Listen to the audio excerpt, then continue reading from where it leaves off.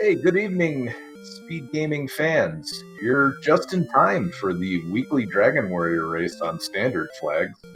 I'm joining commentary by Lapkian today. How you doing? I am fantastic. Happy Mother's Day to all the mothers out there. And if you're not a mother, I hope you called your mother at least. Even if you are a mother, I hope you called your mother. It's Mother's Day. Call your mom. Yep, very excited for this one. It looks like we have Up to NG, Cyberdark, Marshu, and Ryguy as our featured runners tonight. Pretty exciting lineup, and I think a couple of new faces in there, if I'm not mistaken. Yeah, I mean some old vets, some new faces, but overall, we got a pretty good field going for this week's race. So, and good selections on the restream as well. So hope you all enjoy it. Yeah, thanks, of course, to SpeedGaming for picking this one up. And then we do have Marshu behind... Sorry, not Marshu. Marshu's in the race. We have Cammy and Renikai behind the scenes doing the tracking for us. So shout-outs to him for picking this one up.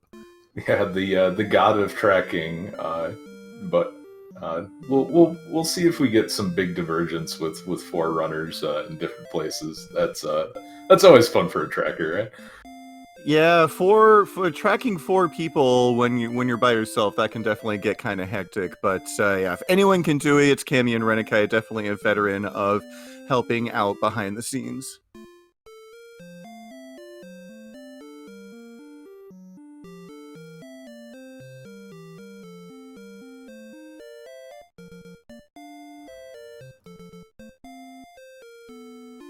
So it looks like we're counting down in IRC. So very shortly, you should see the action going live. Standard flags, nothing too different from what we've seen in races before, except the level curves have been a little interesting in these latest versions. Yeah, at least in my experience, I'm not sure what other experiences have been, but in my experience, the HP has kind of trickled in a lot of these seeds. The last race that I actually did, it was kind of the gating factor, but not so much today. Hopefully for these runners, as we are now in the throne room, let us see what the first three items will be that they will pick up.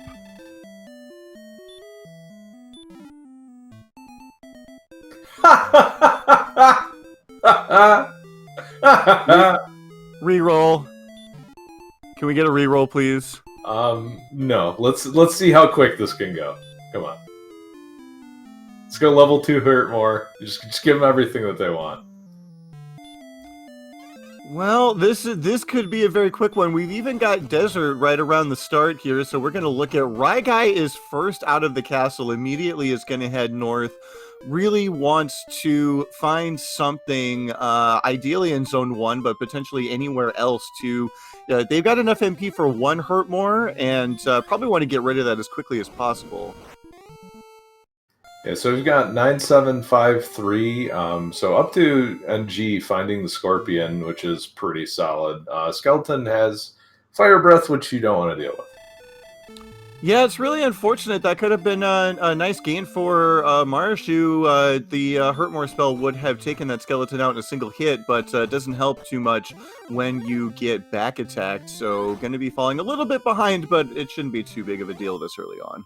Yeah, Ryguy picking off a Droll, so right in the thick of it there. Up to NG getting another monster. We found a Warlock for Marsha, so that's going to be a nice sum of HP.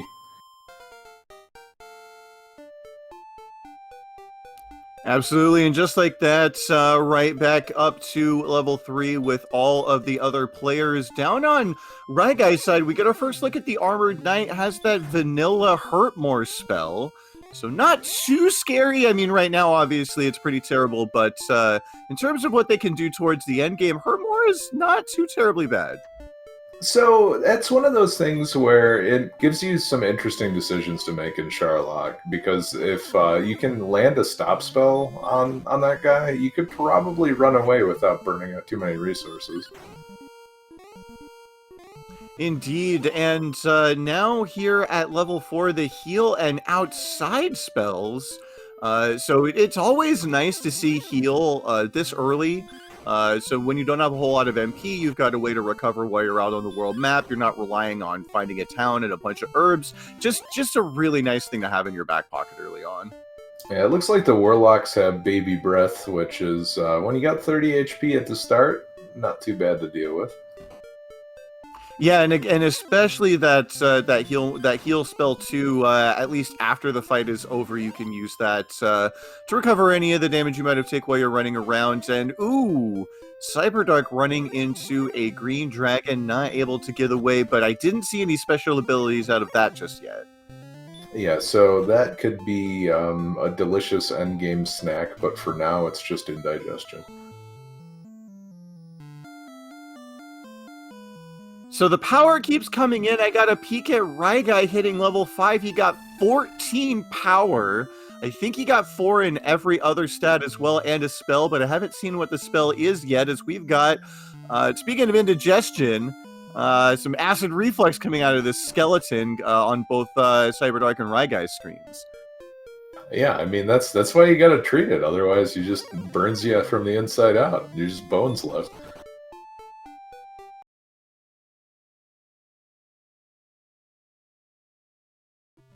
And the punishment being passed on to our players, but they are making their way through these early levels fairly quickly with the help of that Erdrick sword. Marashu, just one more Drakima away from level 6.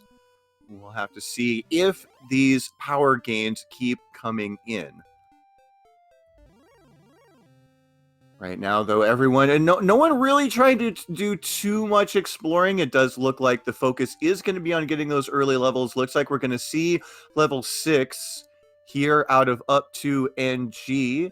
No power this time around, but 7, 6, 1, and a spell. Not too bad. Oh, it looks like they just got heal more.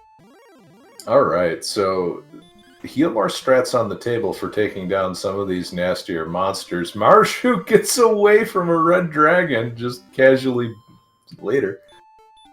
You know, sometimes lucky, sometimes. But that zone that Marshu is in is kind of dangerous, but we'll see. There's Garenham in the swamp.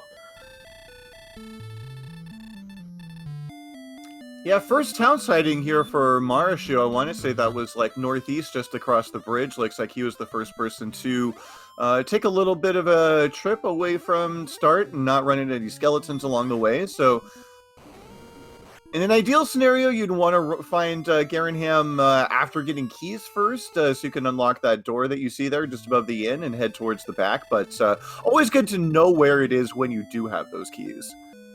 It's in kind of a weird spot, though, and I saw Marshu pick up a small shield. I would have liked to see the leather armor and the dragon scale as well. Every little bit helps based on the damage formulas in this game. Oh, absolutely, yeah. So for those unfamiliar, leather armor, I think is the second weakest behind the clothes at like +5 or something like that. And then the dragon skill, of course, you buy from an item shop for 20 gold, and it gives you a permanent +2 to that defense. So yeah, any little bit helps in these early goings. Especially when you have the power where it is. If you can, like, maybe get yourself 50-50 to kill a Wraith Knight or something, it could be good. Although Wraith Knights, I think, are throwing hurt more around. I've seen Wraith Knights on screen. I haven't quite seen what they can do. We do see one here on Marshu. Marshu just completely declining trying to fight that at all. Would seem to suggest that they do have some sort of nasty ability.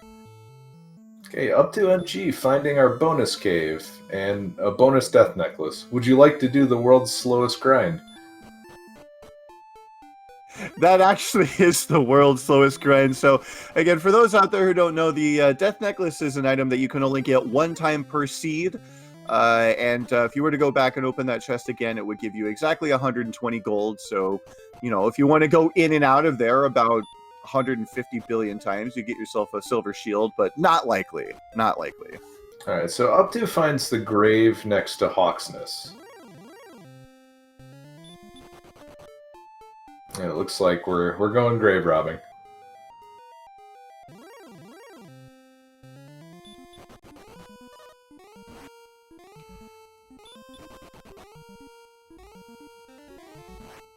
Well, Up 2 is gonna pay for his curiosity with his life here, finding armored knights on the top floor. Not a great prospect here.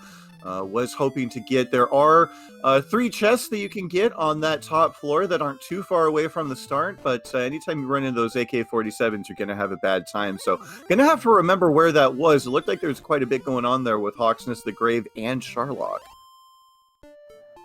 It's interesting the way the seed is shaking out. The zones in the cave sections are kind of nasty, so I would not be surprised if Rimmeldar may be required, even if there's a loose key around. Yeah, absolutely. I mean, if you can't, like, yeah, there could be a loose key sitting in one of those top 3 chests, but it doesn't really help to have it there if you can't get to it.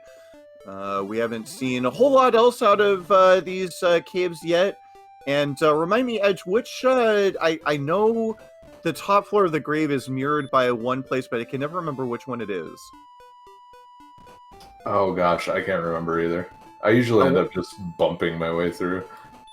I want to say that it's mirrored by, in terms of the encounter table, I want to say it's mirrored by Swamp Cave, but I always get those mixed up. Yeah, I don't, oh, I thought you meant mirrored physically. No, yeah, I think it's Swamp Cave, but I'm not entirely sure. So Mountain Cave could be, you know, a whole different ball of wax, but we have to find it yet. Absolutely. Speaking of finding things, Up 2NG has found his way to Cantlin, and we'll now check the various shops. Going to pick up that leather armor. We do see magic armor there. Not sure yet if a gold grind is available. But it looks like that's about all Up 2NG is going to be able to do here. Going to pick himself up a dragon scale, maybe an herb or a torch, and then it's going to be on his merry way. There are a lot of things we'll be able to do here in Cantlin later on when we have more money and keys. But for the time being, not a whole lot to do at this point. Just a little bit too early.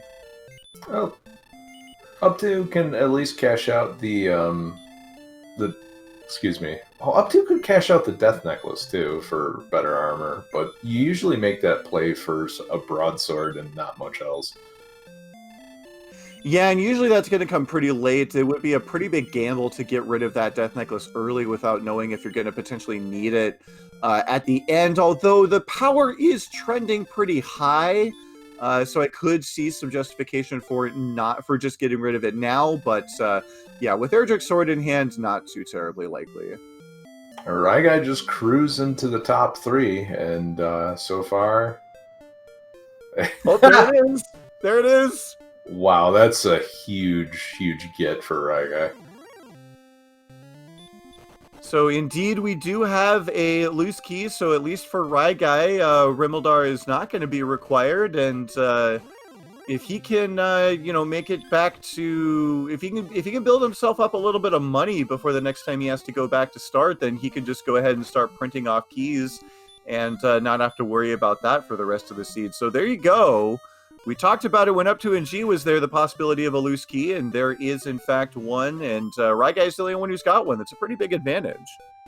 Yeah, Ryguy's the only one at level 7 right now as well, and enjoy your sleep spell.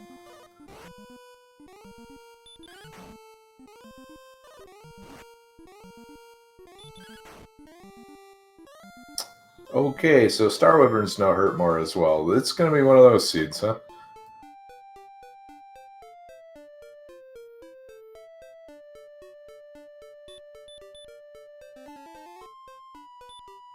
It's going to be one of those seeds where Stop Spell actually comes at a premium when we finally learn it. Depending on which of those monsters has high resistance or low resistance, could be more or less effective.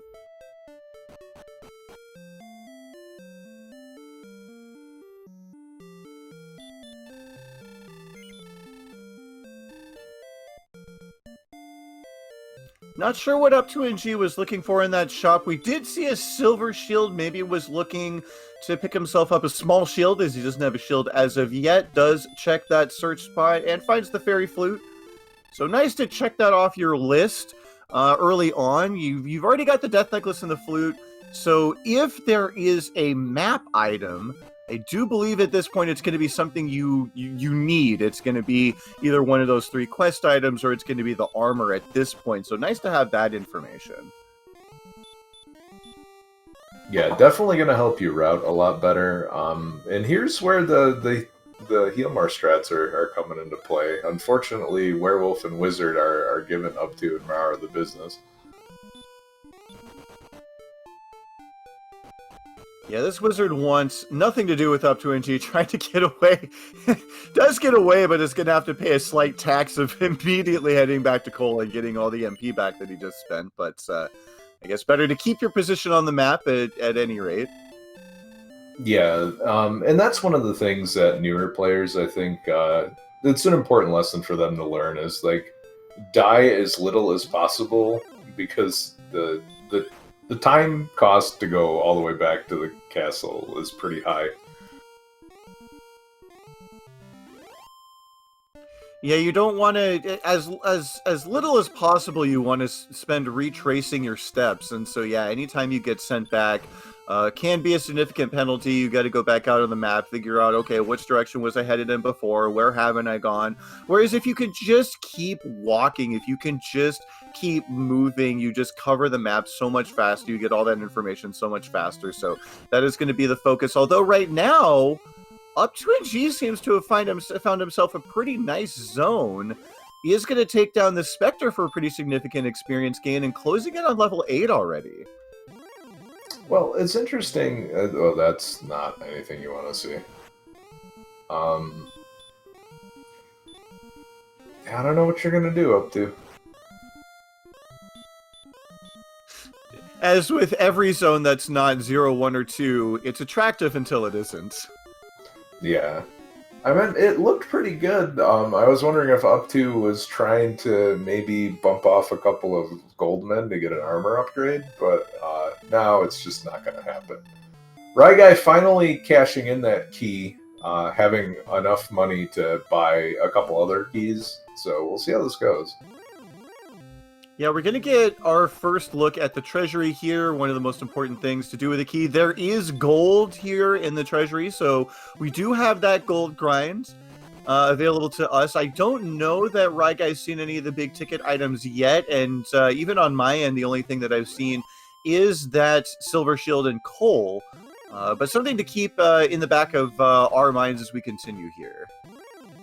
Well, I mean, if it turns out that the armor is very inaccessible, magic armor is definitely on the table as well. Absolutely, magic armor having, I believe, 4 less defense than Erdrick's armor, and it does mitigate that spell damage that we've seen so much. And then, of course, you get that 1 healing per step. So, yeah, we could see that come into play, absolutely. We haven't seen... I was going to say we haven't seen a flame sword yet, but that doesn't matter. We have the big stick. All right, there's Mountain Cade buried as well. So, yeah, that key literally opening doors for Ryguy in this scene. And that's actually really convenient as well, because now you already know that a gold grind is on the table. Although, again, in Ryguy's case, I'm not sure that he's seen coal or any big ticket items. So it's going to be interesting to see if he does decide to just immediately set this gold grind up should he die here. Well, I think what might be the best option is right now find another gold chest that you can duplicate down here and just pick up like $3,000. Because if you can pick up a half plate, that's going to go a long way. Absolutely. Yeah, I want to say that that's one of the more common strategies. If you haven't seen one of the, Silver Shield Magic Armor, if you haven't seen that yet, just go ahead and play it a little bit safe. Maybe go up to 3K, maybe even go up as high as 6,000, and then you could pick yourself up, a full plate and a large shield, things of that nature. And then you always have the option of going back and doing it again if the situation calls for it.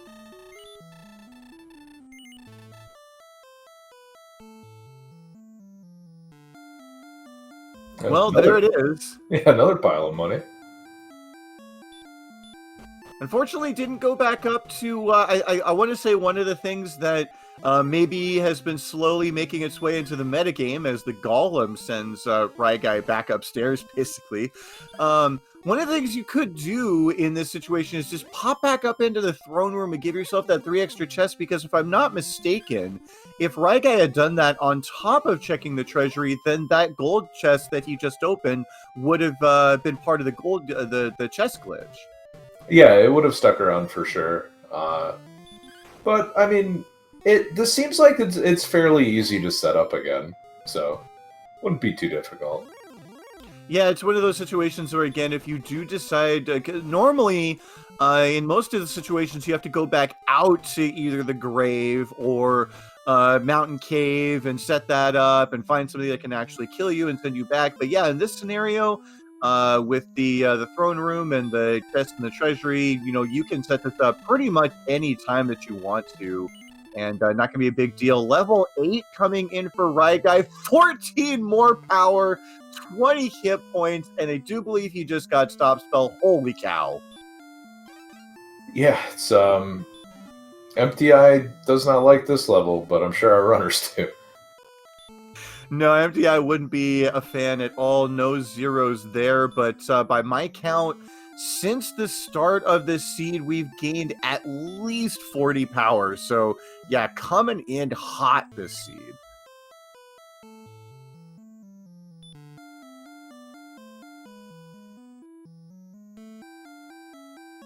Yeah, Raigai is actually able to heal more through these Green Dragon fights now, and that is, even though it takes some time, the next experience level is not that far away when you're going up at 150 or so a pop.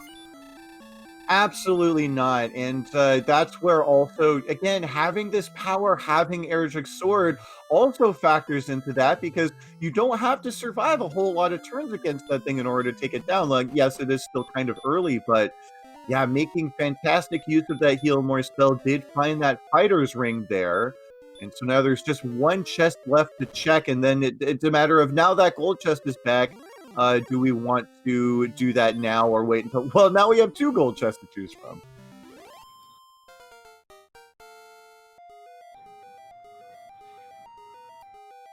Yeah, I think Raigai just wants to go.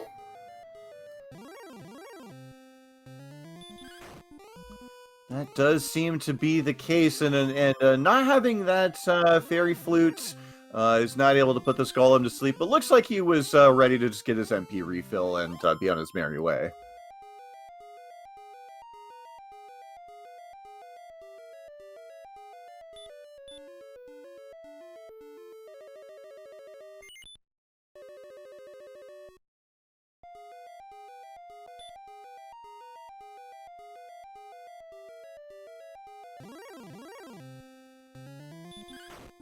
Marashu just picked up the Staff of Rain, and that was obviously a gold grind glitch, putting up some funny text. I have never seen that before. Yeah, I mean, usually you get nonsensical stuff, but every once in a while, you'll get something that you actually want, and I still think of Mr. Holmes discovering all too late that Erdrick's sword was actually just a broadsword. Oh man, that is the worst. It's not common that you see something you normally see, like what you just saw there, the sword magician or the axe ghost, the bamboo pole, these nonsensical things are what you usually see. But yeah, sometimes you can see potentially Erdrick's sword or the silver harp, and you're like, wait, is that actually what I picked up? Let me just double check that. You definitely need to do that. Up to NG doing a gold grind. Yeah, I mean, up to has covered a lot on the overworld as far as the towns go. So this is looking like Silver Shield, Magic Armor. Get me the you know what out of here. Yeah, it's a great time for this because, again, Raigai was the first to get keys and get information on that side, but now Marashu and Up to NG have keys, and they have a little bit more map knowledge than Raigai does, so we know that if that would taste the Staff of Rain, yeah, Up to NG getting the same little graphical glitch there, but yeah, with Up to NG knowing he's seen Magic Armor in Cantlin, has only checked one shop there, so might just go right back to Cantlin and just kind of bank on a Silver Shield being there somewhere. But even if it's not, just got to go back to Cole and you'll have the best gear money can buy.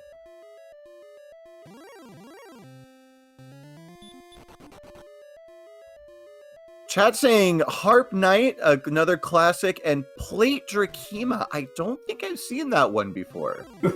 How can the plate Drakima fly? Oh boy, good question.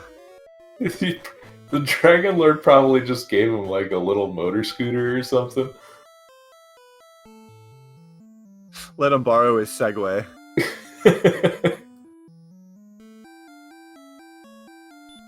Ah, yes, the red.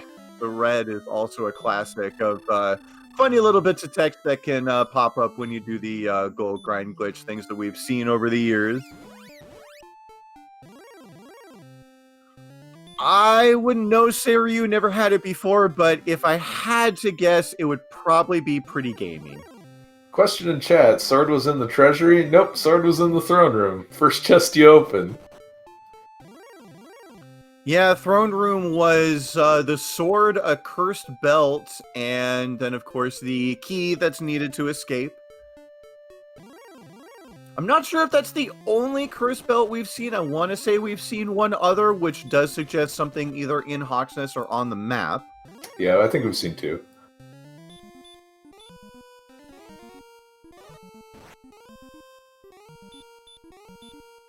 Yes, and that's a pretty good one. My favorite is the tablets, which I think is among the more rare of the things that you can see, but classic throwback, one of the few things that you don't pick up in the randomizer. Of course, Erdrick's tablet with that little message from beyond. It should just be like a huge time penalty, right? Let's just throw the tablet in there and you have to just menu through the entire text. Yeah, yeah, the entire little speech, that would be pretty great. It's the same way with like making the radishes guy in Cantlin actually tell you everyone that won a tournament.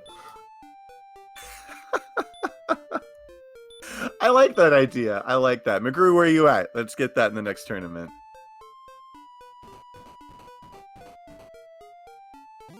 I want to say Right Guy's looking at a cave that we haven't seen before. Is this tablet? Yes, it is. All right, so one free chest here.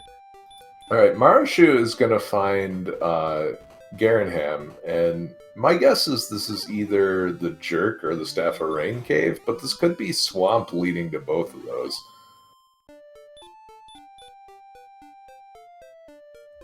Indeed, I think that those are the only three locations we have yet to find. That's right. Yeah, Swamp Cave and the two old men that we have yet to see. Another gold chest.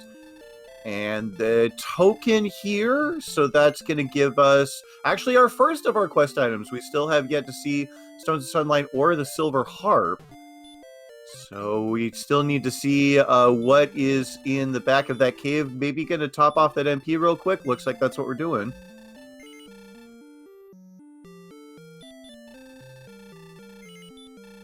Yeah, Marashu has quite a lot of gold on hand as well. So if only there were a large shield kicking around somewhere, that would be a pretty nice mid-game upgrade. Indeed. Question in chat, can't there be 3 cursed belts? Yes. So exactly. So Boletta saying overworld armor, flute spots can be all replaced by cursed belts. Yes. So so the way that it works is you can have Erdrick's armor, Erdrick's sword, whatever. You can have that in a chest, but if one of those items appears in a searchable spot, it gets replaced by a cursed belt. So you can see up to 3. We've seen 2 so far, and we know that Cole had an item. So having seen 2 cursed belts, we do know that there is an item either in Hawksness or on the map. And if we were to see a 3rd cursed belt, we would know that all 3 search spots are populated by something, which is really where this map is leading. I want to say the only 2 chests we haven't seen now are at the bottom of the grave. And with the stones and the harp yet to be found, it's looking like those search spots are going to be pretty important. All right, so let's get some coordinates. Walk over some broken glass real fast. Broken glass, one of the more underrated immunities handed to you by Erdrick's armor.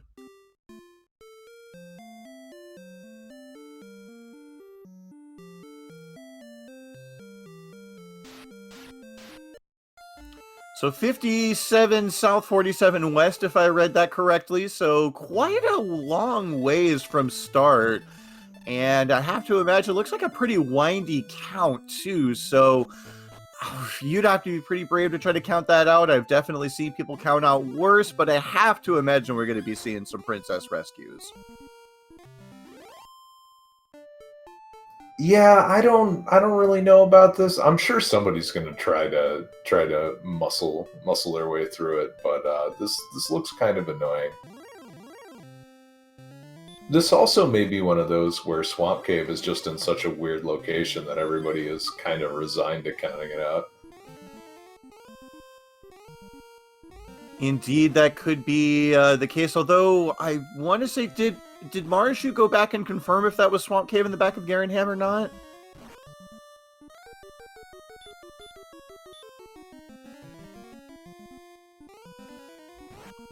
Yeah, I'm not sure if I saw that. We're looking at Cyberduck here, walking back and forth through the mountain cave, potentially looking for something to do a death warp on. No. Looking for that last bit of experience to level 9. That's what it looks like we're trying to get here, as does decline to try to fight that blue dragon. The last bit of experience here. Everyone pretty much leveling off, focusing more on exploration than leveling and killing things. And so everyone here on level 8, but there is a considerable experience gap between Marshu and everybody else.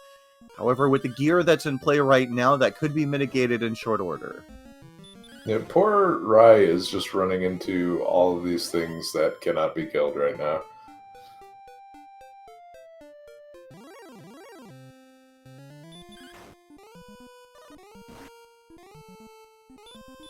Indeed, even with Erdrick's sword and full plate, Marshu declining to fight this red dragon, or this green dragon.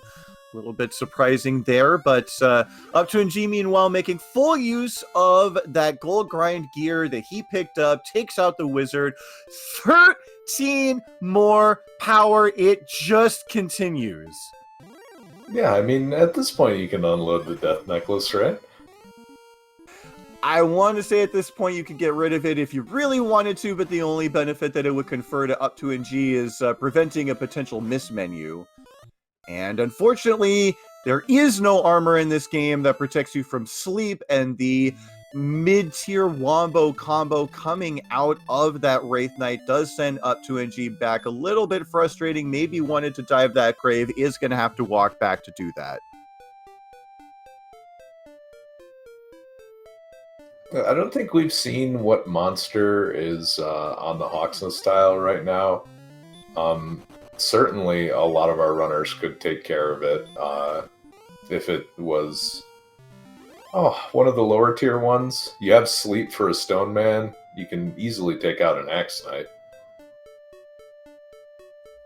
Absolutely, and without Hurtmore at this point, it does become a game of decision making where you have to kind of decide, what is it that I can fight right now with my Heal More spell? What is it that's going to take too much time? And unfortunately, wow, more sleep coming out here. Magic Wyvern's casting sleep and giving up to NG a little bit of trouble here. Going to put him to sleep himself and go ahead and make use of that stop spell. We'd mentioned it before. Going to go ahead and do that here. Now this Magic Wyvern completely harmless.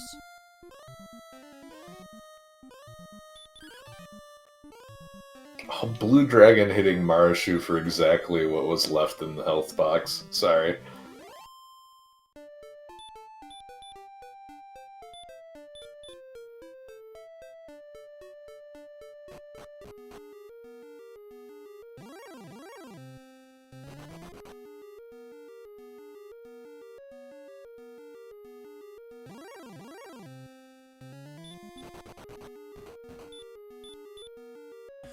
Alrighty, up to NG, the first to find Hawksness, gonna get a look at the spike tile monster. It is, in fact, a golem. And with all this gear in hand and the fairy flute in his back pocket, should have no problem taking this thing out. It's gonna take a while, don't get me wrong here, but we should be able to see what, if anything, the golem is guarding momentarily.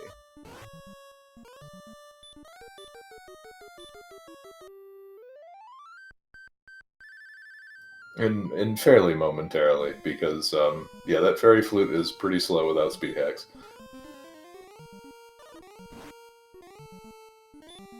Also, this golem has been like up all night drinking coffee.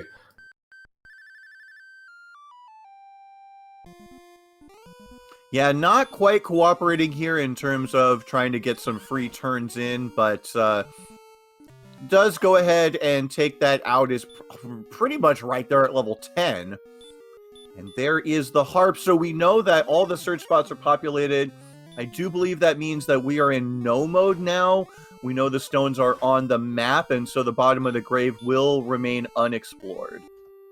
Oh, up to mismenus and throws fairy water in the golem's face. So that feels a little bad, but now at least it's out of your inventory.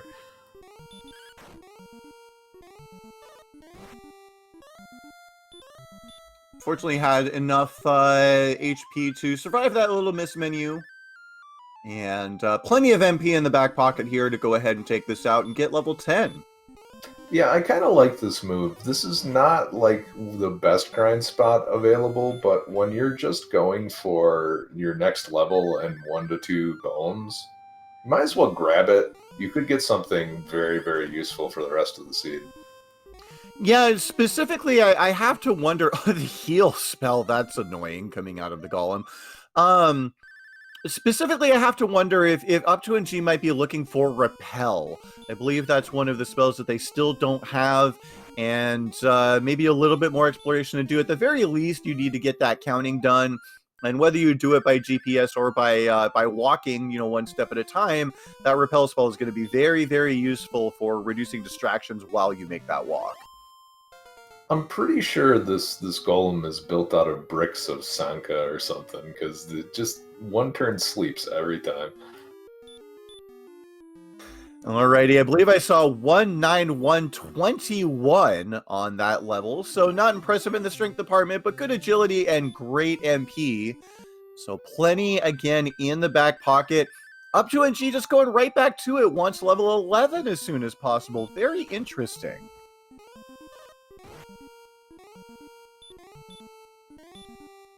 Yeah, Serio, I'm not sure about that power, so 2 sounds correct to me.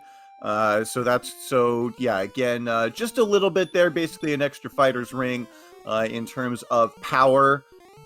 But Up to NG says he needs a little bit more, is going to stick around here for at least one more level, resources notwithstanding. I mean, this is totally worth it if you pull Repel or Hurt More. And even if you don't, you may get some stat gains that make it worth it anyway. Absolutely, and that 9 agility alone is great. It's going to, you know, give you quite a bit of ability to run from some of the tougher monsters you might see. You know, we've seen those reds out there. We've seen some AK-47s from time to time, wizards, things of that nature. Any little bit of agility is going to help you kind of put a bow on the rest of this seed. And now, finally, it looks like the golem is starting to play nice. Could, again, get this next level before having to leave. And the first Kaishin no Ichigeki to finish that one off. Hey, a nice even hundo, too. That's a lot of agility in those 2 levels. And there's Hurt More. Alright. Well, that is going to pay big dividends here. I believe 31219 was that stat gain. So yeah, 21 agility in just 2 levels. And the Repel spell. Looks like all the spells for Up to NG. That tiny decision, just stay there and grind and get the RNG in your favor, get 2 levels just like that. I mean, you can see just right there on your screen the experience difference between Up to NG and everyone else. Yeah, I mean, Ryguy is not too far off, but this is an advantage that Up to is probably going to have for about like 5 minutes or so. And you can definitely make up some time that way. Absolutely, and of course, with Up to NG being the only person to do that gold grind and have it pay off, it's only just going to continue to pay off here. Has no problems taking out that wizard, and probably will have no problems taking out this werewolf unless it's hiding an ability we don't know about.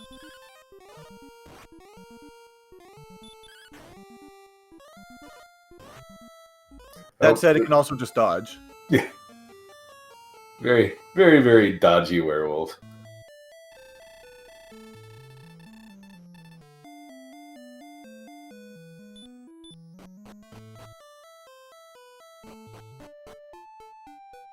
Why haven't we put in a cat sprite for Ryguy yet?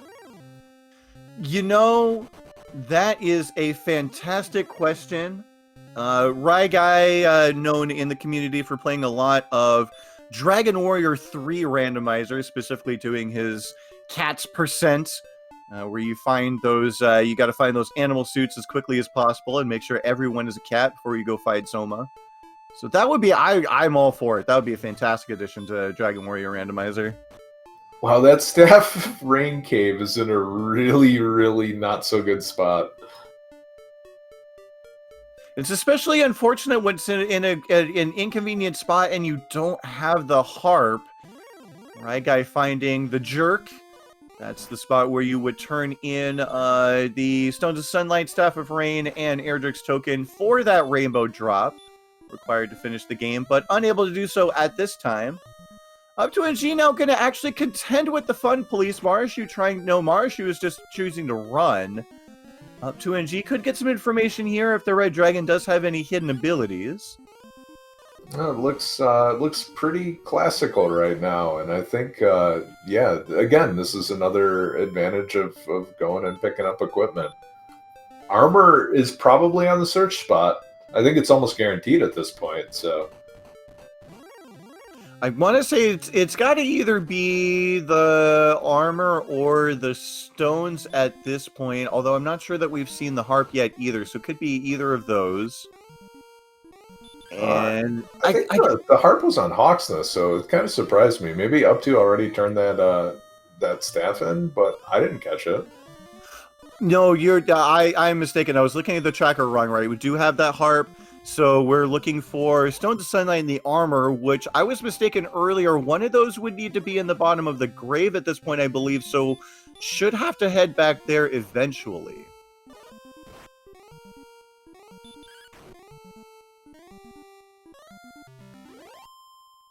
That's right. Thank you, Chad. I was so caught up on Up 2NG's leveling strategy that I forgot he did find the harp there under that golem.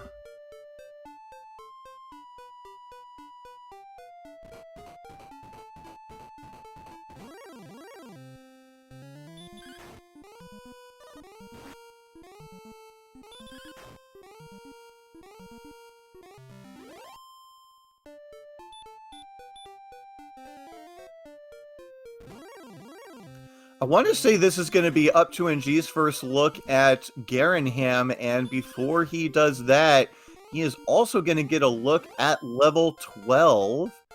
Let's see if that power continues to pile in here. 3, 10, 22, 33. What was that level? That was crazy. That was as far away from an MTI level as you could possibly get. Again, that's now 31 agility in 3 levels. I want to say something like 60 MP. Just absurd stat gain here. I don't know what the strength totals are looking like right now, but my goodness, they have to be close to DL2 ready already. And I guess this is one of the problems with doing an early grind is if the seed just decides to hand you everything that you need for DL2. I think we might still be a little bit short on strength, but like we're not far off. I mean, 133 MP, you're almost, or sorry, 103 is the total right now. 133, you could basically take the Dragon Lord on with a toothpick, but 103, not so much. the bamboo toothpick.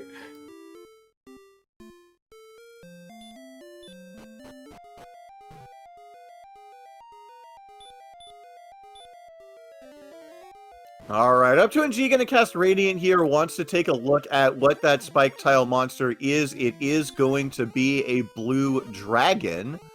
So not going to be too hard to take out for that princess rescue, if that's what he wants to do. But now, you got to ask yourself, if indeed we are short on power, do you want to grind here, or do you want to grind in Hawksness? I think you definitely want to grind here. It's just the golem hits too hard and has way too much HP.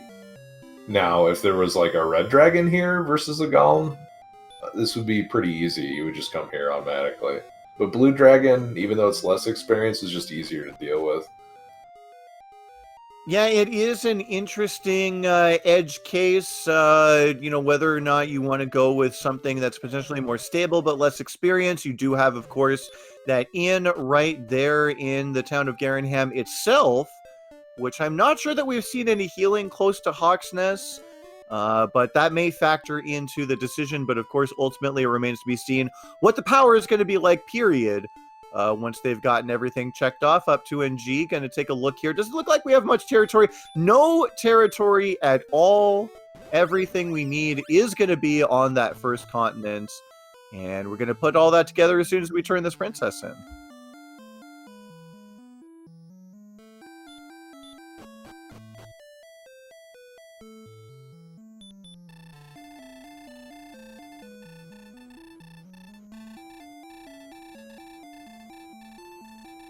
So I said up to would have like a 5-minute advantage of holding onto onto repel and hurt more, but Rygai has been stuck at 10 for a while. Just in I think these last like 7 or 8 minutes, just getting 100 experience.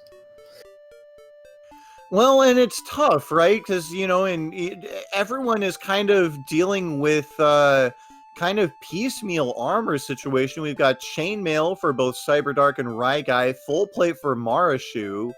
And so that silver shield and magic armor are a very significant advantage, allowing up to NG to fight things out on the world map that the others, can't quite do yet. And then, of course, there's just the stats, too. I mean, look at Rygai sitting at 78 HP. There's a lot of things that you just can't safely swing at because your defense is so low. Rygai is also getting destroyed by NPC movement as well. It's been a while since I've seen blocks this bad. Not since we kicked that old man out of the item shop do I think I've seen... Oh my goodness! Yeah.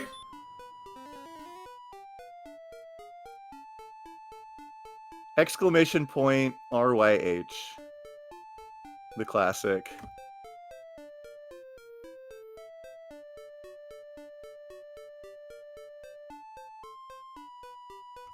And the extra unfortunate part is that I don't know if Rygai is going to check the spike tile while he's here, but all that, if he's just going to the opposite continent, we already know it's all for nothing.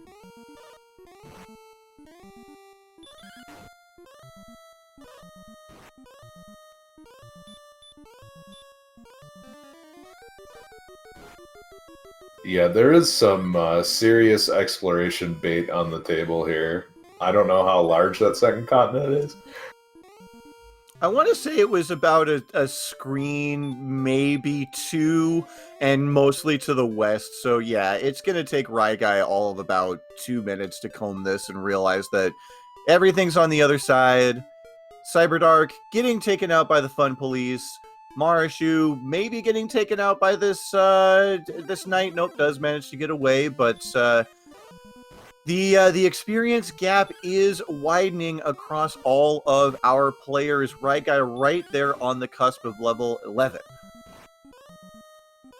Yeah, up to meanwhile about to add another red dragon to the tally, and that's gonna put him real close to the next level. Yeah, just keep snatching that experience. 255 at a time. Did the Golem grind. Has taken out a few red dragons. This one, just again, as you said, just another trophy on the mantelpiece. One more would get him the rest of the way there if that's what he wants to do.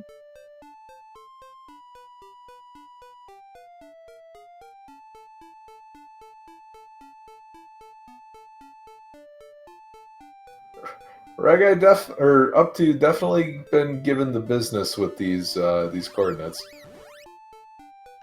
Yeah, this is just not a particularly easy count. And yeah, good thing that he went ahead and grabbed that GPS because it would take a while with It would take quite some time with this particular map layout to try to do that without the assistance of GPS. So, yeah, I imagine very grateful for just going ahead and rescuing that princess in this scenario.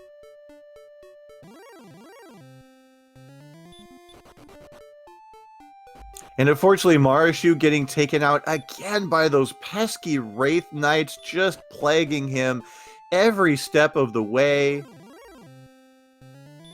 Very, very unfortunate.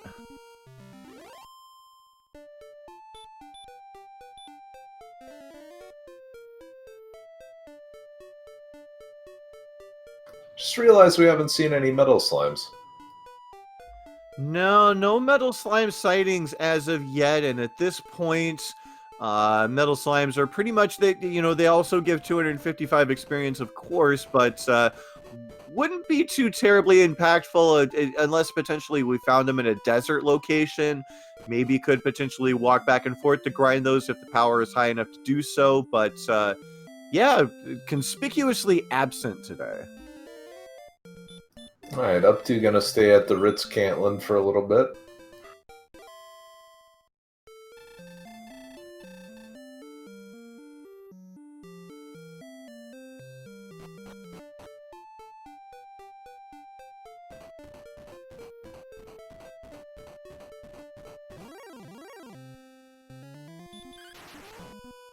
Whoa! That is certainly a good time for a crit. Yeah, it's one way to send a message. Alright, what does the next level give? How about 12 extra power? 20 hit points. Well, you're ready. Good luck. Yeah, at this point, the HP not quite high enough, I don't think, to throw in that death necklace, but you might almost want to do it just for the memes. This is, again, like, having done a grind, this is where you feel terrible about it. Yeah, it does start to get a little bit worrying because you know that you're very likely not gonna have to do one, once you put everything together, and up to really just trying to pinpoint where which tile this coordinate item is on. And having a bit of a rough time of it. This map does look rather confusing. I wonder if it's going to be down on that weird peninsula.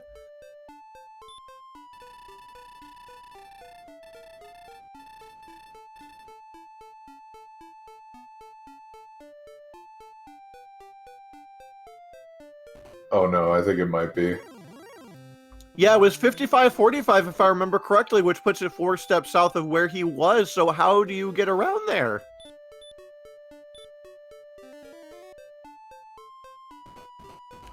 SH Mike W in chat, wait, does that leave armor in Sharlock?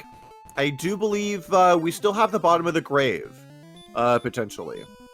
Yeah, so if we find stones on the map, then it's armors in Sharlock or bottom of the grave. Otherwise, yeah, where the grave is actually completely irrelevant, which, like, all 4 of our on-stream runners have skipped. I know Marsha dove the second floor, but I don't know if he was successful in getting to the bottom of the grave. Yeah, I completely missed that. So if that happened, I did miss that. We'll see soon enough here as Up 2 and G tries to figure out where this map item is. There it is. Stones of Sunlight is the map item. So either the bottom of the grave or Sharlock for that armor location. Oh boy, and if you're Up to, which do you do?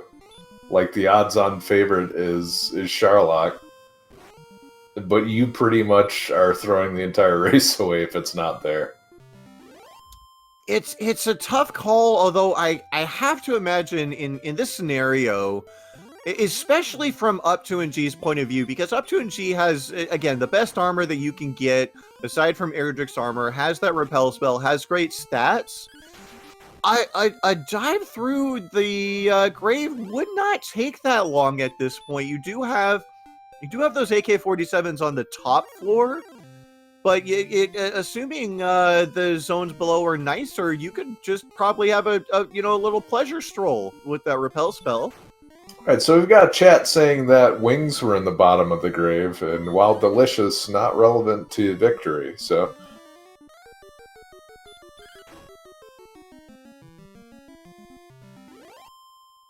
well, if wings are at the bottom, then the armor would indeed be in Sharlock, and then the question would be, do you try to dive for the armor and get out, or do you try to do it all in one trip? Nasty set of decisions if that is indeed the case. yeah, and I'm not sure Up to has seen the jerk yet, so there is still more exploration to do.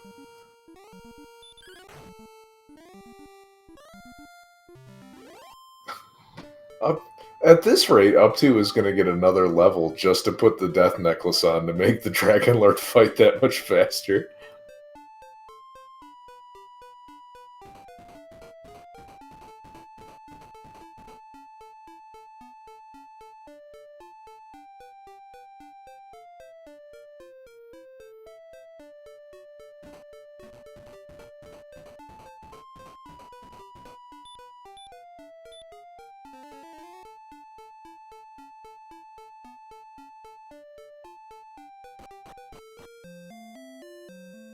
Oh, this could be where the armor is.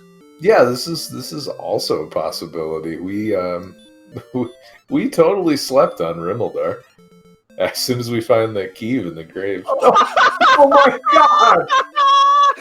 Wow! There are some people that are gonna dive Sharlock and be very, very sad. Oh my goodness. What just happened? That's insane. That is absolutely insane. And I gotta imagine, I mean, Up to NG hasn't been to the bottom of the grave, but that's gotta be a huge sigh of relief, because not only were you not guaranteed to even see that at this point, where you're basically grind and go mode, or maybe even just go win mode. Just seeing that, it's just such a load off, you can just do it in one dive now. Yeah, unless the jerk cave is also hidden back here, yeah, this is something that you could easily skip.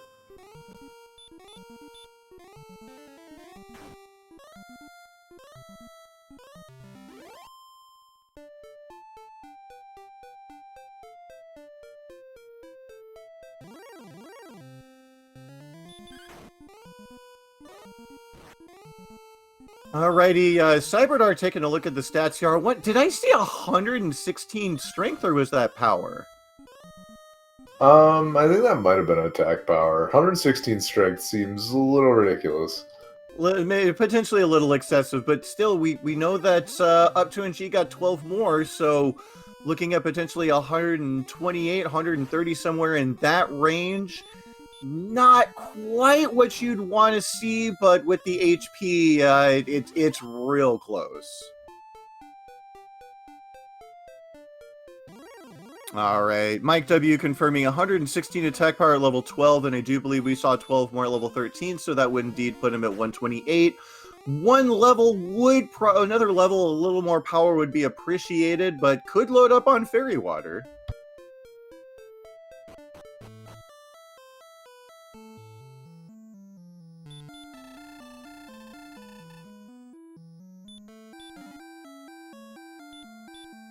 Alright, there's that Staff of Rain cave. And now, I think that cave earlier I mistook for was actually the Jerk Cave. So this was the Staff of Rain cave that I was alluding up to for a while. He remembers where the Jerk is. We're ready to go. Yeah, if I remember right, it was sitting kind of in line with some craggy mountains in a desert, and yeah, Up to NG does look like he knows where he's going.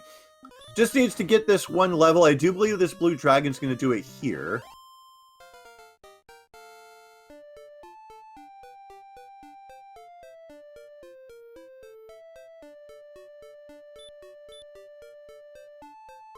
Well, that's going to add up to 131 indeed. 130 HP could throw on that death necklace and 14 heal wars in the back pocket. It really is looking like it's time to go.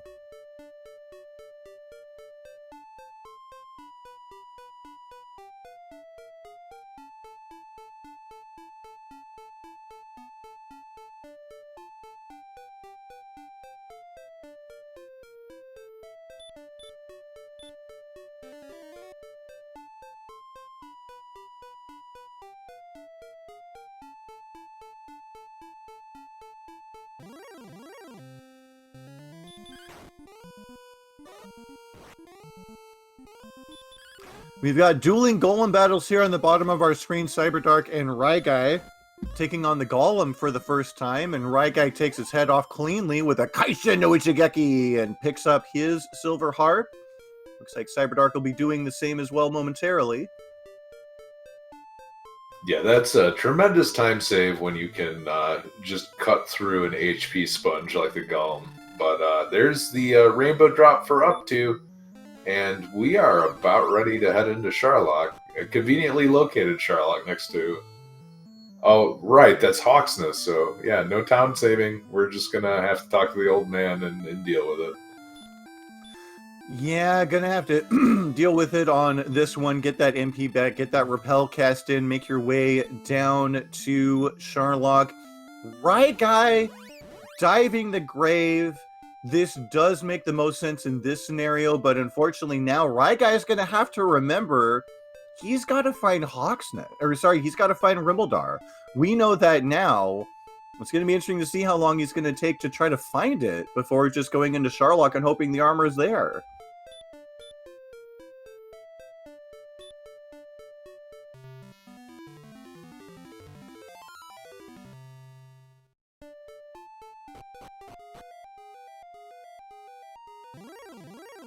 Well, here we go. What do we have in Sharlock? That repel spell should still be active. Probably defense breaking. I want to say at least wizards and werewolves, if nothing else. Maybe star wyverns too. But sees a golem here on the top floor. Not exactly what you'd want to see. I'm going to go ahead and pay that 8-second tax. Going to play the flute. Get that guaranteed run. So we know we're going to see those on these first two floors. Yeah, and unfortunately, this guy... with the block a couple of times, you see the agility check. 76, not as bad as it could be, but not what you would like to see either. No, it's really unfortunate because here we do see reds on the top floor. You're probably about 40% to get away from them. And up to says, I'm just going to swing right through. I've got quite a bit of power here. Yeah, unfortunately, that third roll, that fourth roll wasn't great either. Gonna cost some healing for sure. Yeah, that is quite unlucky. Maxing out at 99 HP is that red dragon. Could have done it in 3 hits, but yeah, gonna have to pay a little bit of herb tax there. Now we're gonna head down. And what other items or what other enemies await? Doesn't have that torch. Has plenty of MP to cast reading. Gonna refresh the repel too. Alrighty, making use of all the resources here. And unfortunately, repelling right into a red dragon. It's interesting. I may have considered saving that repel for the next floor. Just based on the fact that 40% of this floor does not care. Yeah, that's an interesting point. It is a little bit surprising. Like, obviously, the repel had just worn off, and if there's anything here that you are repelling, you'd rather not see it. But yeah, being able to extend that repel a little bit further into zones that you might be repelling more monsters in, definitely an interesting potential choice. And again, wow, having to spend another heal more down to 12. So at this rate, though, up to is going to be able to get another level, and who knows with the way the stats have been going, we could have like just an absolute wacky level 15. Yeah, closing in 7,500 is the mark, if I'm not mistaken. Confirmation on both Cyberdark and Ryguy's screen. We had an herb and wings down there. Nothing else. I hope they did better than us at remembering to go find Rimbledar. Yeah, the odds point to Sharlock, but unfortunately, we know better up here. Marashu is counting the coordinates. This is going to be real ugly when Marashu gets to the other side of the river. Yeah, as soon as Marashu figures out that, yeah, when you do that same thing that Up 2 and G was doing, kind of gazing out across the waters, trying to figure out if that is where the item is, and trying to do a count not just in this scenario where it's so far away, you've got so many turns, but then there's that one little surprise at the very end. Oh boy, I mean, credit to Marashu, it's a bold play, but it's not going to go well. Up to finding reds on the next floor as well, and the strategic herb reserve is empty. That is unfortunate. However, just 2 monsters away from the next level. So could be banking on... Oh, nice Kaishin! Very, very good time for an excellent move. Yeah, I mean, it feels bad that he didn't get it up front, but anytime you can close out a red dragon fight, you're happy. Does have 1 heal in the back pocket if he decides to use that instead of a repel. And now he doesn't need to fight anything else. I thought he was going to take out this Axe Knight, but actually he could just level up off of the Spike Tile boss. Whatever that happens to be.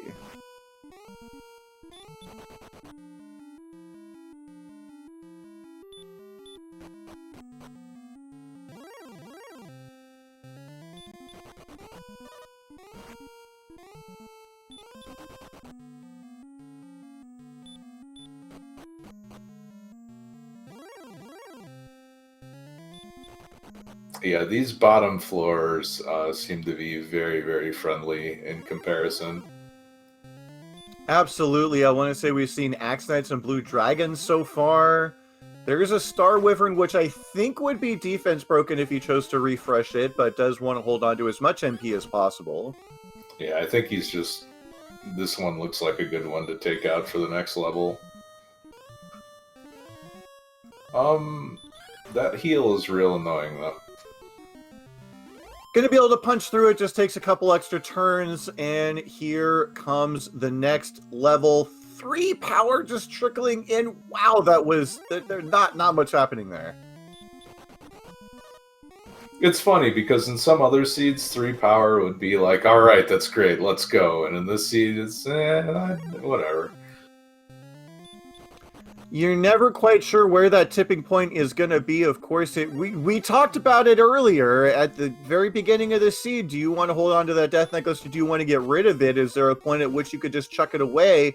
But now it's looking like the thing that's going to save up to NG in this dive here. My goodness, just trying to make it to that spike tile.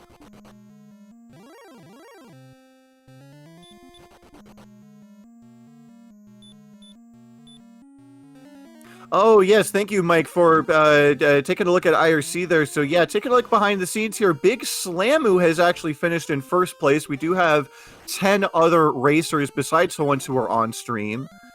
Finished with an official time of 1:04:30, and Brian Williams finished right behind with 1:05:53. So, yes, 2 people have already finished. Looks like Up 2 NG is going to be pretty close behind.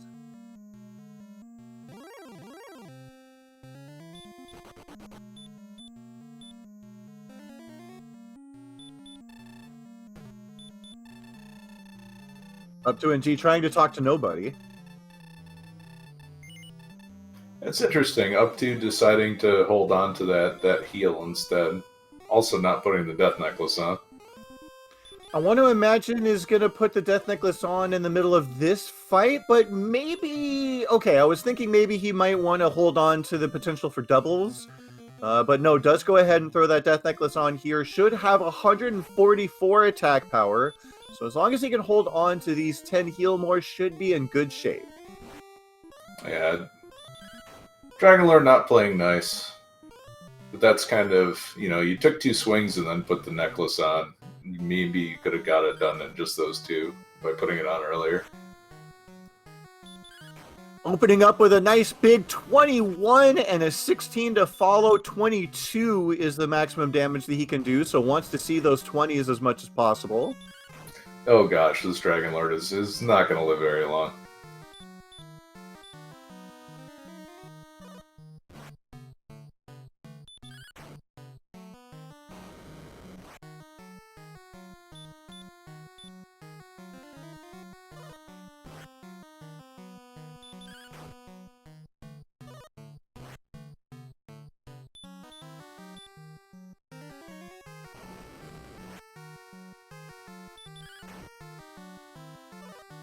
Another 21, swinging well above that average of 16 so far in this fight.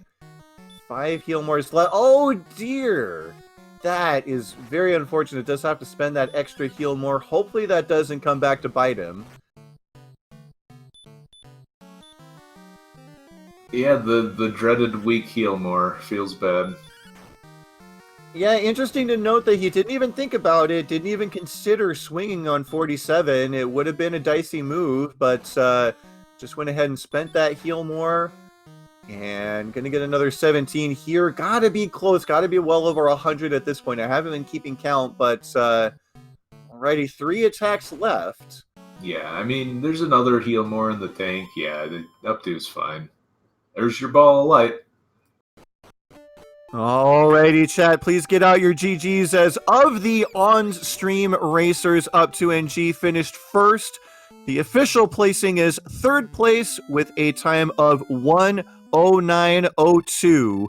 A wonderful, wonderful clinic put on here by Up 2NG. We can see among the people that were restreamed, the decision to do that golem grind paid dividends, as a little bit of extra power was needed towards the end of the race, and just worked out in his favor.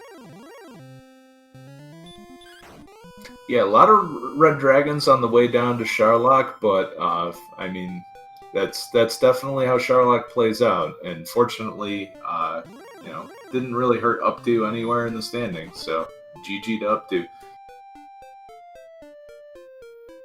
Absolutely. Now, Rye Guy out on the map trying to find that map item is there. And with that ding, I do believe we have Up 2NG here in chat. Up 2NG, Rye Guy is staring down the same problem you were just momentarily, trying to find that darn map item. You want to talk us through that real quick?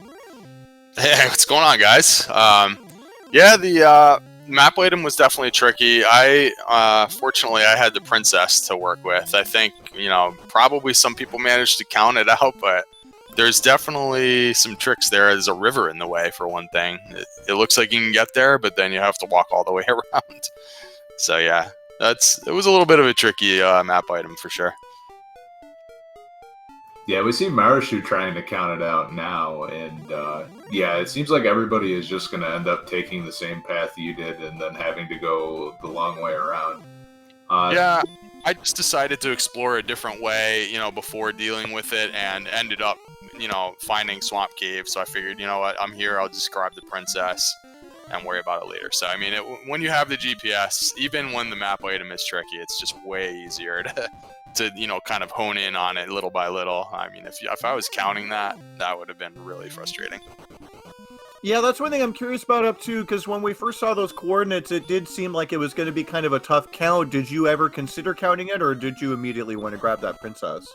It was definitely in the back of my mind, because I had sort of been to the southwest before, when I had found the towns and stuff. I wasn't sure how far out there it was going to be.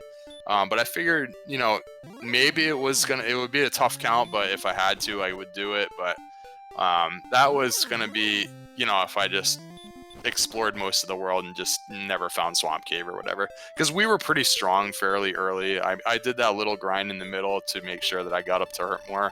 And then, we had Repel and stuff at that point as well. So I figured I'd probably be able to cover most of the rest of the map. So if for some reason I did that and I still didn't find Swamp Cave, and it was the last thing I needed, then obviously I had to count it out. But I knew something had to be there even before I got the coordinates, because I got the 3 cursed belts actually pretty early. So I knew, all the search spots were in play. That's why I took a gamble and skipped the tablet cave. I skipped the bottom of the grave. Just figured the search spots were going to be pretty important. And indeed they were. Ryguy just picked up his Stones of Sunlight, and Marashu. So I haven't seen Cyberdark grab the princess yet. He might actually be doing that right now, which would mean among the restrain bracers, Marashu is the only person to count it out. My hat's off to him. That was not easy.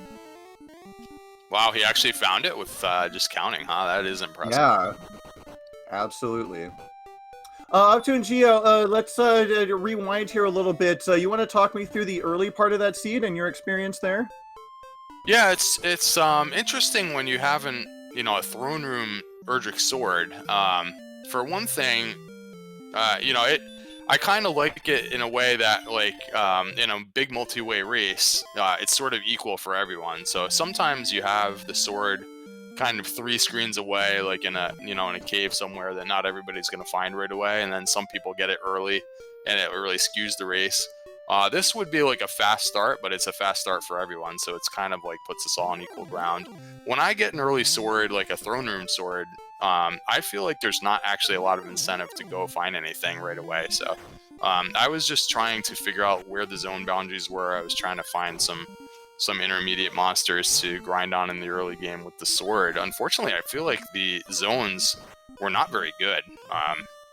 There were a lot of small monsters.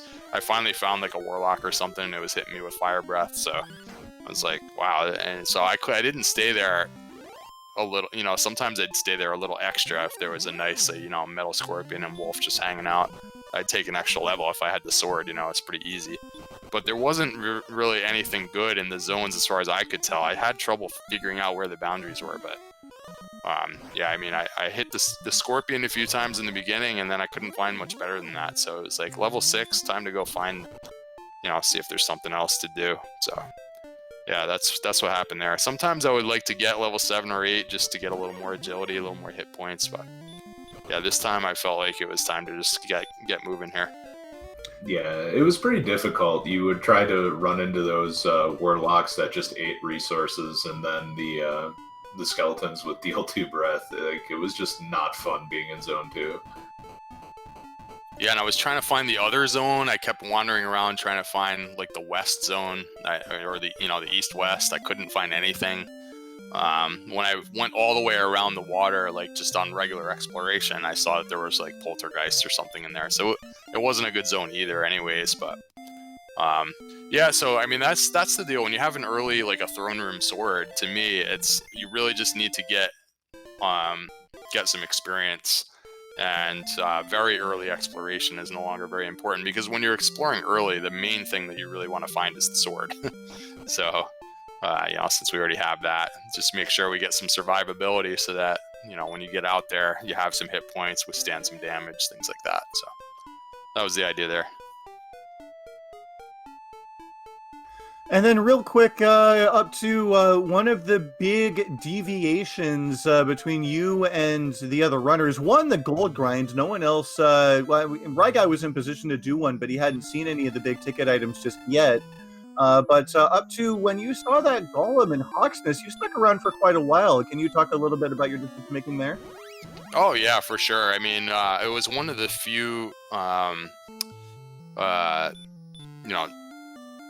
spike tile enemies that I felt would be reasonable, since we did find the flute fairly early. At least I did. I forget where it was, but once I realized I had the flute and I was able to beat it the first time, it was like, wow, I mean, it's worth 255, and I wasn't getting a lot of, intermediate kind of victories on the map at that point. I was kind of stagnating, so it's like, man, if I could just get this guy 4 or 5 times, it's like, let's jump a couple levels. And then, it worked out perfectly, because, the second level that I got, I think, was Hurt More and Repel, which is like, that's like perfect when you're trying to just get a couple extra levels in the mid game. So yeah, I definitely thought it was just a good opportunity. I wasn't it wasn't far from home, and there wasn't anything nearby that I really wanted to go exploring. I had already kind of explored that area. And what helped me is I did do that gold grind earlier, and so I had the magic armor and the silver shield to work with. If I didn't have that, we'd be taking just huge damage from a golem. So since I had good gear, it was like, let's get a couple levels while we're here. So it's a little slow using flute strats, but at that time I was still like running from green dragons and and other things on the map, because our attack power wasn't great. So I felt like it was a good opportunity to get some experience there. Yeah, it paid off real big, and not just in getting that repel, but the stats too. I mean, they just kept coming in droves. Oh yeah, it was definitely exactly what I was looking for. We got good attack power, and then the HP was coming along. It was, I don't remember if I got 2 levels or 3 levels on that spike tile, but it was like exactly what we were looking for. Is like, getting like some good strength gains. All of a sudden, now you're fighting wizards and green dragons after that. So the overworld exploration things just go much better. And besides that, just getting repel before you've had a chance to really explore much of the map is just huge. It's just made the rest of the seed go much faster for me.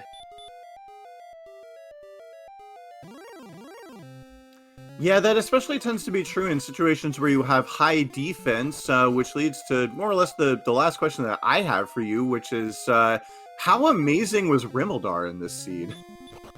Yeah, it was funny because I had my mind set on finding the Staff of Rain cave at that point. I was just looking for caves, and I had passed by a couple of towns that I was like, yeah, I'm pretty sure I saw that town before. I think I saw that town.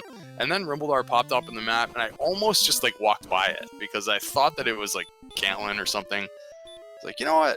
I'm not really sure if that's the town that I think it is. Let me just go see. And then it happened to be Rimmildar, and I was like, you know what? I guess we got to get this chest. I had just previously skipped the Tablet Cave chest.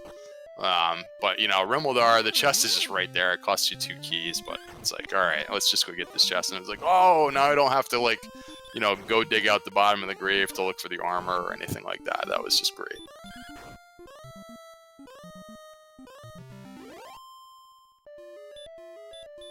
And as we were up here talking about that, the other of our 3 restreamed runners now have their armor, and Rainbow Drop in hand for Marshu and Raigai, so we should be seeing Charlock dives momentarily. In fact, actually, I'm sorry, I've been listening more than paying attention. Raigai's in Charlock right now. Yeah, and there were a couple of guys that beat me by like 5 minutes. I guess they were both off stream, and I honestly, I don't know what they did, because I felt like the seed went well for me, and I thought I played well. And I don't know how I could have saved 5 minutes, but those guys must have absolutely crushed it. My only guess is they found the armor like fairly early, because it was in a weird spot, but like not one that, one you could definitely luck into, Yeah, okay, that might make sense. And then in that case, maybe they didn't bother taking the time to do the gold grind because they already had the armor. Maybe they picked up a large shield or something. So yeah, I guess there's some possibilities there. For some reason, I didn't get back over towards Rimmildar for quite a long time. I forget what happened there. There was 2 or 3 towns in that region. I think I got the coordinates and just like warped out of there just because I had something else I wanted to do back home or something. So yeah, that makes sense. Maybe if they had just continued on, found Rimmildar, got the armor early, that could save some time. Yeah, it was also I think that key in the top slot was kind of treacherous for people to get into as far as the grave goes. But if you found Rimmildar early, there was no shortage of money to pick up keys there either. Oh yeah, that's a good point. I forget, that must be how I got my first key, was top of the grave. And I remember my first trip in there was an armored knight, and I got bumped out of there. And I felt like, you know what, I'm not going to go back in there for a while. When you beat your head against the wall and something like that, it's just oftentimes just not worth it. There's just too much else to do. We already had the sword. Like, to me, when you have the sword, it's just not critical to be finding stuff right away. So I went somewhere else for a while, and then finally, when I felt like a little stronger, it was time to go revisit that. And by that time, we had some agility, so I think I managed to actually run from an armored knight in there. And then it was nice to find that there was a key there, but it wasn't like I felt too far behind with getting keys late or something, because like I said, when you already have the sword, to me, it's just not that big a deal. But yeah, I guess now that you mention it, there were maybe a couple of ways that people could have routed it so that yeah, they managed to get through the seed faster. But yeah, hats off to those 2 guys. They must have crushed it. So Yeah, who do we have back on stream now? Who's still going? So we got Marashu just now. No, Marashu's actually doing a grind. Doesn't like the stats right now. Is back in Hawksness, and Cyberdark is counting the coordinates out. And Ryguy is about to talk to the Dragon Lord. Oh, very nice. Yeah, that's interesting. I wonder what level is he on that he wants to do more grinding, because I didn't have to do... I guess it's because I did kill a few golems in the mid game, but by the time I was grinding go, it was like I already had the stats. I think level 14 is like clearly enough once you get the Death Necklace HP. You have more than enough resources. I ended up picking up even an extra level beyond that just because I didn't want to run from red dragons, so I just killed so many red dragons that just ended up picking up another level, but it definitely wasn't necessary. With that Death Necklace, we had plenty of attack power. Yeah, Ryguy going into the Dragon Lord fight with plenty of MP in the back pocket. I mean, you were even able to burn an extra heal more off of a bad roll and not be any worse for it. Yeah, that's one of the interesting things when you do enter Dragon Lord 2 with less than 100 HP. There are times when you do have to double heal because you just don't get a good roll on your heal more. So that did happen to me once. It's a little frustrating, but fortunately, I think I was rolling well on my attacks and it wasn't too big of a problem. Yeah, it looks like Ryguy is just skipping the Death Necklace, going for the chance for doubles, and unfortunately has to double heal, getting stuck at a 47, just like you did. Oh, interesting. He wanted the HP for doubles. Yeah, I feel like people have kind of analyzed when it's better to do that and when it's better to go with the Death Necklace, and I forget what the cutoff is, but yeah, you could probably go either way in this case. Well, and the cutoff is an interesting debate because when you're considering the quote unquote cutoff or the kind of cost benefit, you have to look at both your HP and your attack power. And at 134, 130 for the attack power and the HP, it's really close because 134 is about what you look for in any other C. And then having the HP on top of it, it seems like it would be a motivator for just leaving the Death Necklace off. Yeah, it's kind of like how many attacks are you saving by getting the extra attack power, as opposed to, you know, how many doubles are you giving up. So that's kind of thing. Like, for example, if you have like 150 attack power where you're just crushing it, putting on the Death Necklace at that point to get to 160, like, it just doesn't do you any good. Like, you're better off just getting double attacks. Because you're already, like, you know what I mean? You're not really saving many attacks in that case. So there's some point where it just no longer makes sense to use the Death Necklace. I forget where the cutoff is, but you're right. I think in this case it was fairly close, and you could probably go either way. All right, with a robust hit of 9, Ryguy takes out the Dragon Lord. Get your GGs out in chat. GG to Ryguy, and it looks like he just beat somebody by a few seconds off stream, so that's always fun. Wow, yeah, Smashy and Ryguy basically in lockstep with each other, only 25 seconds apart.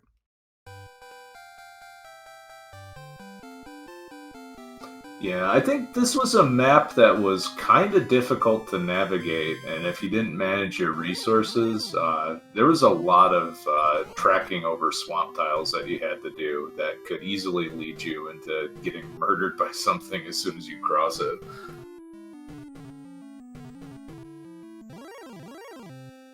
Yeah, as it turns out after the fact, I think I'm pretty happy that I did the gold grind and actually managed to survive the trip over to the towns and to get the gear. I think that really saved some time in the long run. Maybe some of these guys that are just finishing now, they just tried to go for a long time without any gear, and it was tough to fight any monsters until you got up to hurt more levels, really. Yeah, we were seeing a lot of leather armor, small shields going around for quite some time, and even then, the only upgrade after that was like full plate for another half hour. Oh wow, yeah. It's funny because that's another thing that like LavCum was just talking about, you know, cost benefit or whatever in certain decisions, and sometimes actually doing a gold grind is not actually worth the time that it takes to do one. But I think in the situation I was in, it worked out really well. I think it was a good time save.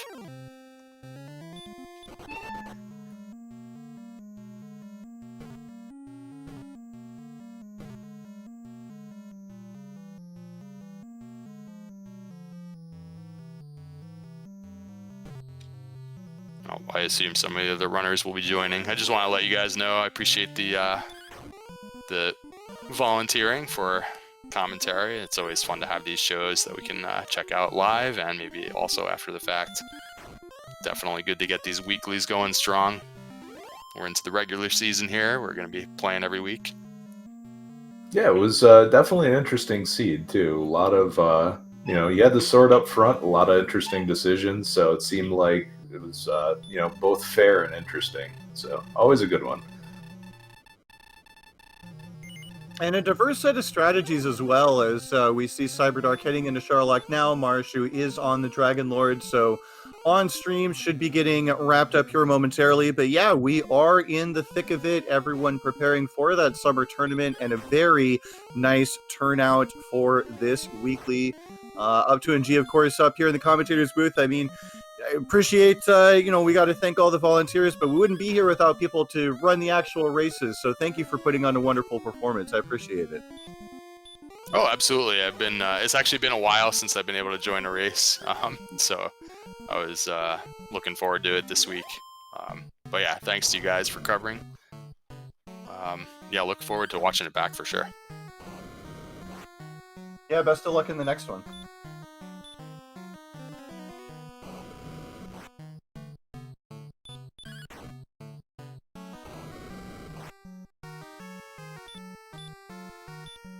All right, now we have Marashu on stream going through the Dragon Lord fight, and let's see how much damage we have here. That's a 20, so that's definitely a Death Necklace hit.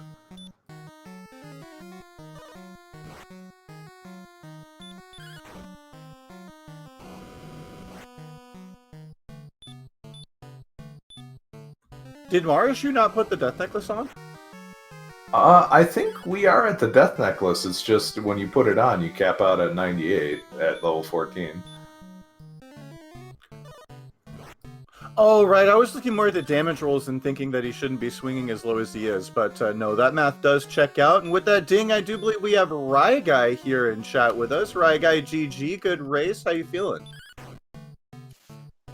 It's a weird feeling when you find your first town 40 minutes in and then someone duns at like 104 or something. Yeah, I have to imagine that it was kind of hard to pay attention to everyone at once. I didn't realize it took you that long to find a town. We were kind of talking a little bit about that here with Up to NG, who was kind of wondering where 5 minutes might have been lost here or there. Rega, one of the things we were thinking of is whether or not, and again, this map was pretty tough, but I don't know exactly where Rimeldar was relative to start. We were thinking maybe some people found the armor early on. I'm not sure if that was possible or not. Ooh, I don't know about that. Rimeldar was east of, what was that, Cantlin and Breckenary and Cole and all that sort of stuff. Kind of way east, too, through a lot of swamp and a lot of Sharlock zones, too, so, that would have been tough. Like, maybe, but that would have been tough. Well, aside from that, do you want to talk us through... Well, first, everyone get your GGs out for Marashu. 3rd place on our restream. 10th place overall with an official SRL time of 1:30:39. But again, I'm going to turn it back over to Rye Guy here. Do you want to talk me through a little bit of the beginning of the race for you? Oof, I don't even remember the beginning. What was the beginning? Just, you got the sword, went out and tried to find something a little better than slimes to kill. I think I got back attacked, DL2 breath, 3 or 4 times at the start, it felt like. And I found red dragons at every turn of the map. That was kind of fun. And yeah, just every direction I walked was dead end, red dragons. That was a thing.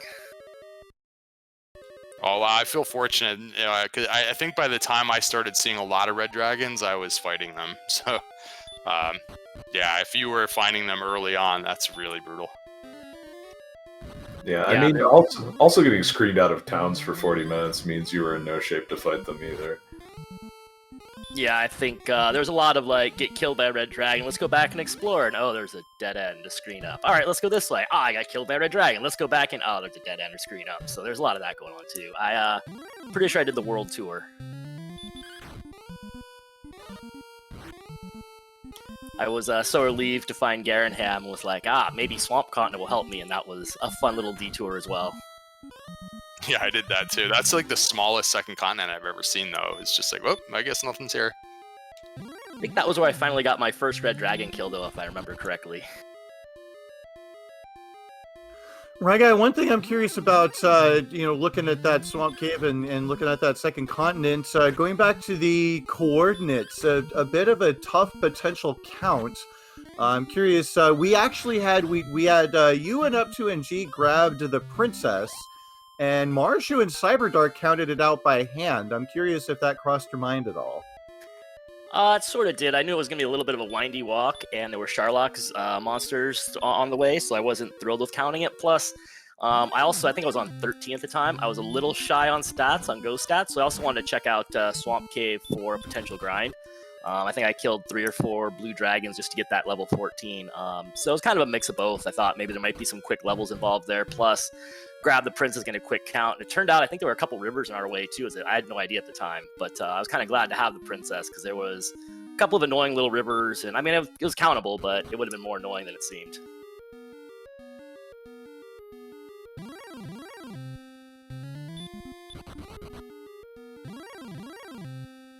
Yeah, that's funny. I continue to be impressed with people that do these big counts because whenever possible, I just get the princess. I don't see the point of like just really straining my brain trying to keep track of a count for several minutes when unless for some reason the princess is not available or you can't find the swamp cave or something. Yeah, that was my kind of thinking too, was like, I know where Swamp Cave is, I might be able to do a grind, and plus, like, how long is it going to take to go grab her? And, I had hurt more, heal more, and I had level 13 stats at that point. By that point, I was killing red dragons pretty much routinely, so it's like, well, why not? Let's just go get her. Yeah, whatever is the boss guarding her is not going to be a problem. You just get her and just whatever, yeah. Yep, I'm with you on that one. Well, there's no worse feeling than thinking you have the count right and finding nothing, and then you're just in it, so... GG, Marashu. GG, y'all. GG. Marshu, I'm very impressed. You and Cyberdark just said, we don't need no princess. We're going to count this out ourselves. That was not easy. Again, my hat's off to you for doing that. Was that something you'd planned on doing the whole way, or was it a last-second decision, or what was going on there? So, I already figured that rough area was going to be on the map, so I took a page out of some other runners in our community, and I decided to try the one direction count. So I only really counted one direction, just started going south from there. That I don't know if it saved time over going to rescue the princess or not, but it was a thing that I wanted to try. Yeah, that, I believe, was a strategy developed by our own Mr. Holmes, the single coordinate count strategy. One that sometimes pays off well and sometimes gets you in a little bit of trouble, but in this case, it seemed to pay off pretty well. It's always hard to know whether or not it actually saves time, but it was impressive just for the thing of it, regardless. Again, not an easy count at all, especially with that river at the end of it. Wait, so you just kind of estimate the other coordinate and you just like search 20 tiles until you get it? Is that what's going on? I think Marshu might be able to explain the logic behind it better than I can. I can't quite wrap my head around it either. Yeah, so basically, instead of trying to keep track of 2 directions, you're really just keeping track of 1, and as soon as you have that lined up, you can, search 20 or so spaces. That way, you don't need to be exact on both. If you lose count, you're not losing count on both. You're only losing count on 1. It's easier to pick back up. And with the river, when going around, I was like, I go back 20, go south however many, it doesn't matter. Go 20 again and pick the search back up. It doesn't matter how much north or south I'm going to get around the river.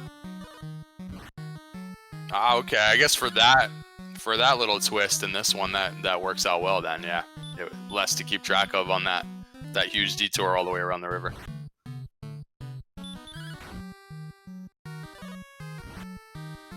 Alrighty, we do have the last of our restreamed runners. Cyberdark86 is on that Dragon Lord fight, is choosing not to throw the Death Necklace on, but came in with plenty of resources. Should be able to take this out momentarily. And actually, I'm going to go ahead and go back to Rye Guy here really quick. You didn't put on the death necklace either, and I'm kind of curious what your decision was there, if it really crossed your mind, or if you were sure you weren't going to use it, or what you were thinking. Oh, very not. I didn't really know what I was going to do. I kind of at the end was still debating, but I think at the end, I'm just worried we can hit for 50, I believe. And Death Necklace, I was afraid if I get hit by 50 too much, I might burn too many heal mores. And I just also thought it was safer too. Without the Death Necklace, it was a bit of a safer fight. We would get doubles occasionally. Had plenty of heal mores for no Death Necklace. Just to make it longer was the only unfortunate part. But I thought it was just the safer, less variance way to do it. And by the time I got to the end, I wasn't feeling like I wanted variance to kill me and make me do all that again. So. Oh, that's interesting. It's a point that I didn't even consider when we were talking about it before, because I actually had the silver shield, so it tells me maybe you didn't ever do a gold grind or whatever, you just finished with the large shield. So yeah, if you had large shield and you could get the big physical, then having like 97 or 98 HP is a little scary, so I could see that. Yeah, up to you. Were actually the only person to do one. Rye Guy was in position to do one, but I think by that time, Rye Guy, you hadn't seen any towns yet with any big ticket items, so no real motivation to do that. So yeah, Rye Guy finishing with a large shield, and Marashu and Cyberdark actually finishing with a small shield. So yeah, big potential for big physicals, but once again, please get out your GGs for the last of our restreamed runners. Cyberdark86 has finished overall in 11th place, with an official SRL time of 1:38.52. Big variance in this one. 32 minutes, actually, between first and 11th. I have to imagine the map played a big role in that one. This is probably one of the most frustrating and difficult seeds we've had where, you know, the highest time is 1:30, right? 1:30 is usually a pretty good time, but dang. Yeah, anytime you start with the sword, I guess it's probably not going to be like super extra long. So, yeah, the fact that it was challenging even with the like such a nice start like that, yeah, for sure, I agree. It had its frustrating times for sure. And with that ding, we do have CyberDark86 in with us. That's all 4 of our restreamed runners. Dot comment, Mr. Right Turn. I'm not sure. You want to explain that one real quick? I think I missed something. I missed the right turn. I guess going west and going down to where the coordinates were, I missed a right turn that went over towards everything, like Breckenary and Cantlin, and you know. I see. Yes, the map was just talking about it. Oh, wrong turn at Albuquerque. Yeah, pretty much. Going the same way. Chat going the thinking the same thing. A couple of people mentioning the Albuquerque meme, but yeah, no, the map seemed to decide a lot of things here. We're kind of wondering up here in the commentators booth. Unfortunately, we didn't have either of the top 2 finishers in our race, so kind of curious as to how people did manage to finish off stream. But one of the things we were kind of wondering is maybe if getting the armor early could have been a thing, or maybe just not seeing some of the nastier monsters. I know Marashu, I don't know if it was your perception, but from where I was sitting, it seemed like you had a real problem with those Wraith Knights. The Wraith Knights. The sleeping, burning Wraith Knights. Yeah, they were a problem. They were a problem more than once. Yeah, it's really unfortunate when you keep running into something that inhibits your exploration. I guess now we'll just turn it back to Cyberdark. If you want to talk about your kind of early going a little bit, was it just not finding the things you wanted or getting sent back a lot, or kind of what was your experience there in the early goings? Well, it was like 20 or 30 minutes before I even found a town. It was Garenham, and it had nothing in it. I managed to pick up a chainmail and some, I don't know, a small shield or something. I actually finished with the small shield. I never did find a large one, and I saw the silver but didn't want to go back for a grind. So it was just going the wrong direction, and then like by the time I found another town, I was already level 11 or 12 anyway. I see, gotcha. Oh, Marshu, do you have something to say? I was just going to say that I think I found Garenham at the 5-minute mark and couldn't really do anything about it. Yeah, I remember. Marshu and I want to say Guy. Both. You guys both found Garenham is your first town, which is unfortunate when you don't have keys. Big Slamu in chat saying first town Garenham. Wow. There was quite a bit of swamp there, but I do believe it was the closest town, if I'm not mistaken. Well, Garenham was my first town, but it was after a lot of other stuff happened. So I did have keys, but I mean, it was pretty useless. There's nothing in the back, and it just went to a nothing swamp continent, so not very exciting. Yeah, I ended up checking swamp twice because I couldn't find that right turn.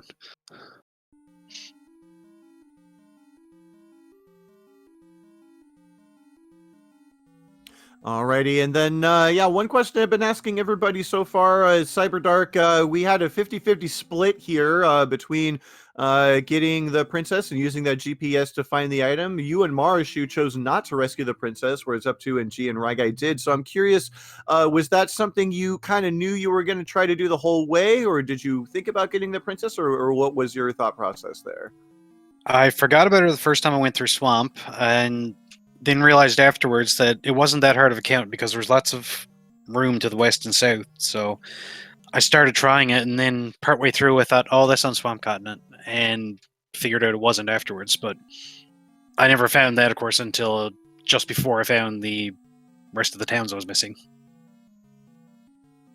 So by the time I picked up the stones, it was, okay, let's just go over, get the Staff of Rain, go back, get the harp, or the drop, and go. Gotcha. And then one last question I have for you, Cyberdark, is not using the Death Necklace on the Dragon Lord. Was that something that you kind of debated for yourself, or were you pretty sure of your decision? I only had 120 HP because I was Strength Agility.